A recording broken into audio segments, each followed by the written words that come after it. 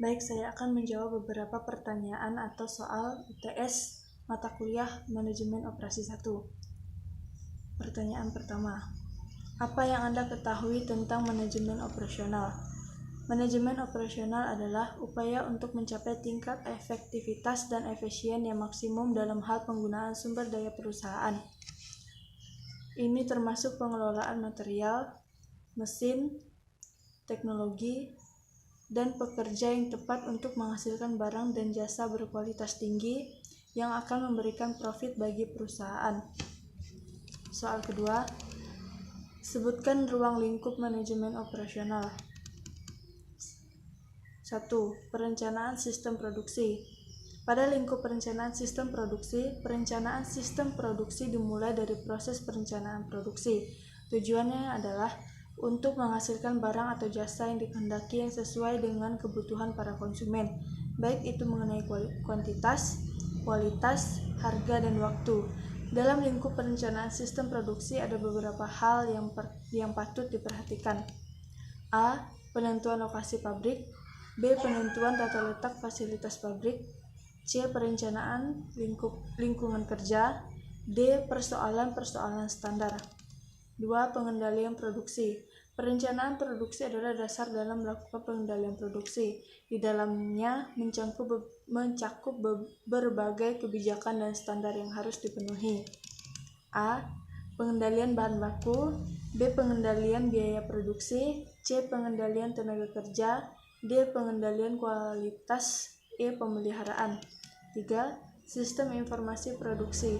Ini adalah aspek di mana informasi yang ada harus diterima dengan baik dan diolah secara tepat agar kegiatan di produksi bisa berlangsung dengan efektif dan efisien. Sistem informasi ini dibagi menjadi 3 bagian, di antaranya informasi internal, informasi pelanggan, dan informasi pasar. Soal ketiga, sebutkan perbedaan antara barang dan jasa. Perbedaan barang dan jasa ada pada wujudnya.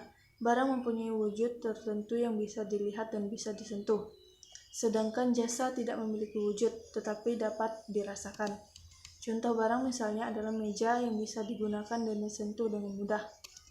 Soal nomor 4, sebutkan dan jelaskan 3 fungsi aktivitas penting yang harus diperhatikan oleh sebuah perusahaan. Jawaban 1. Desain. Sebelum merencanakan proses atau merancang produk, manajemen operasi harus bisa menganalisis pasar untuk menguji permintaan pasar. Jika itu memberikan hasil yang menjanjikan, barulah dimulai untuk menargetkan produk atau layanan untuk dikembangkan. Dalam banyak kasus, perencanaan melibatkan perancangan produk baru, dari konsep awal hingga peluncuran yang sebenarnya, dengan beberapa fase pengujian yang terlibat. Selama perencanaan, kita harus mempertimbangkan persyaratan teknis dan bisnis. Jika produk kita adalah layanan atau jasa, proses desain bertujuan untuk memenuhi berbagai persyaratan dan regulasi juga meningkatkan kontak pelanggan. Rencana harus selalu mendukung tujuan bisnis. Fokuslah ketika mempertimbangkan biaya dan menentukan kualitas dan kapasitas yang terbaik, atau menghitung persediaan dan kebutuhan tenaga kerja manusia. Oleh karena itu, penting untuk menetapkan langkah-langkah yang tepat dalam tahap perencanaan desain untuk mengetahui apakah kinerja aktual telah terpenuhi atau ada kebutuhan yang memerlukan penyesuaian. Kapasitas adalah salah satu dari ukuran ini, seperti kualitas produk atau waktu pengiriman. Data awal biasanya didapatkan berdasarkan perkiraan analisis pasar yang dilakukan sebelumnya. 2. Manajemen atau organisasi. Jadi, jika kita sudah memiliki fasilitas untuk produksi, desain produk kita sudah siap, begitu juga kita juga sudah paham dengan cara produksi yang menyangkut dengan bahan dan sumber daya manusia. Berapa biayanya dengan alur kerja seperti apa? Ini menandakan adalah basis awal yang solid untuk memaksimalkan efisiensi operasi kita. Namun, kita akan memerlukan manajemen yang konstan dan kompeten untuk memperbaiki jika ada kesalahan yang tidak disengaja dalam perencanaan. Hal ini juga untuk menyesuaikan produksi dengan mengubah biaya atau aturan. dan menjaga mereka tetap efisien pada berbagai tingkatan, dan ini juga termasuk dalam perencanaan strategi. Manajer operasi memilih dan merancang proses untuk hasil yang optimal dan memproses bahan terbaik untuk kualitas dan kapasitas yang ideal. Pengorganisasian pemeliharaan peralatan juga merupakan bagian dari kegiatan manajemen mutu. Selanjutnya, persediaan dan seluruh rantai pasokan harus dikelola agar dapat menghasilkan output yang lebih efisien. Seperti dalam semua fungsi manajemen, manajemen sumber daya manusia adalah kegiatan yang penting. Dalam manajemen operasi, perencanaan dalam setiap pekerjaan dapat memiliki dampak besar bagi suatu organisasi. Apakah organisasi ini dapat beroperasi secara efektif atau tidak? 3. Improvisasi. Selalu ada ruang untuk mengimprovisasi ketika masuk ke dalam proses yang sudah lama kita pakai. Kualitas dan kapasitas yang telah dicapai, atau sejauh tingkat persediaan dan sumber daya manusia yang bersangkutan. Hal ini termasuk juga dalam manajemen risiko. Oleh karena itu, banyak tugas manajemen operasi berasal dari kebutuhan ini, dan disinilah langkah perencanaan jangka panjang. Namun ingat, perubahan yang dilakukan harus sesuai dengan rencana peningkatan yang diinginkan dalam hal bisnis.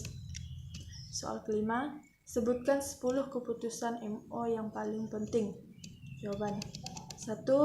Perancangan barang dan jasa. 2. Kualitas. 3. Perancangan proses dan kapasitas. 4. Pemilihan lokasi. 5. Perancangan tata letak. 6. Sumber daya manusia dan rancangan pekerjaan. 7. Manajemen rantai pasokan. 8. Persediaan. 9. Penjadwalan. 10. Pemeliharaan. Soal ke-6. Jelaskan alasan mengapa perlu mempelajari MO. 1. MO adalah satu dari 3 fungsi utama dari setiap organisasi dan berhubungan secara utuh dengan semua fungsi bisnis lainnya. Semua organisasi memasarkan atau menjual, membiayai atau mencetak rugi laba, dan memproduksi atau mengoperasikan. Maka sangat penting untuk mengetahui bagaimana aktivitas MO berjalan. 2. Kita mempelajari MO karena kita ingin mengetahui bagaimana barang dan jasa produksi. Fungsi produksi adalah bagian dari masyarakat yang menciptakan produk yang kita inginkan. 3. Kita mempelajari MO untuk memahami apa yang dikerjakan oleh manajer operasi. Dengan memahami apa saja yang dilakukan oleh manajer, kita dapat membangun keahlian yang dibutuhkan untuk dapat menjadi seorang manajer seperti itu. Hal ini akan membutuhkan kita untuk menjelajahi kesempatan kerja yang banyak dan menggiurkan di bidang MO. 4. Kita mempelajari MO karena bagian ini merupakan bagian yang paling banyak menghabiskan biaya dalam sebuah organisasi. Sebagian besar pengeluaran perusahaan digunakan untuk fungsi MO. Walaupun demikian, MO memberikan peluang untuk meningkatkan keuntungan dan pelayanan terhadap masyarakat. Soal ke-7, bagaimana mencapai keunggulan pesaing melalui operasi? Melalui strategi operasi, keunggulan bersaing bisa dicapai melalui 1. Bersaing pada pembedaan atau differentiation. Arti dari pembedaan di sini adalah untuk membedakan apa yang ditawarkan organisasi dengan cara bagaimana pelanggan menganggap sebagai nilai tambah bagi produk atau jasa organisasi. Misalnya, produk beragam, ciri tertentu, kenyamanan, pelatihan, penghantaran dan pemasangan produk, pengalaman, pengalaman, mengikuti pelanggan terhadap produk melalui penggunaan daya hayal kelima indera sehingga pelanggan merasakan pengalaman produk tersebut.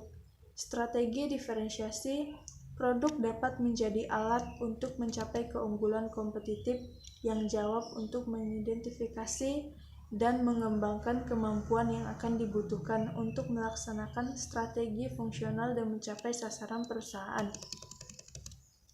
2. Bersaing pada biaya atau low cost. Cara terbaik untuk mencapai biaya terendah adalah fokus pada kebutuhan konsumen atau kualitas, baik dalam desain produk dan operasi.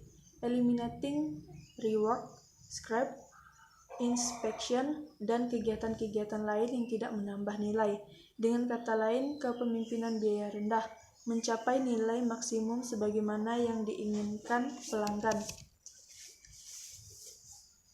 Delivery time juga digunakan untuk meningkatkan kualitas, mengurangi waktu sisa operasi atau reducing machine changeover time, menyederhanakan proses operasi. Bersaing pada respon-respon adalah sekumpulan nilai yang berkaitan dengan kinerja yang cepat, fleksibel, dan dapat diandalkan. Respon yang cepat mengangkat penjadwalan, rancangan produksi, dan pengantaran. Respon yang fleksibel kemampuan untuk memenuhi perubahan yang terjadi di pasar di mana terjadi pembaharuan rancangan dan fluktuasi volume. Perubahan lingkungan perusahaan yang cepat, termasuk kebutuhan dan harapan pelanggan. Kemampuan untuk mengakomodasi perubahan ini bisa menjadi strategi yang unggul. Hal ini disebut dengan fleksibilitas. Soal ke-8, jelaskan apa yang dimaksud dengan strategi operasi. Jelaskan secara terinci. Jawaban.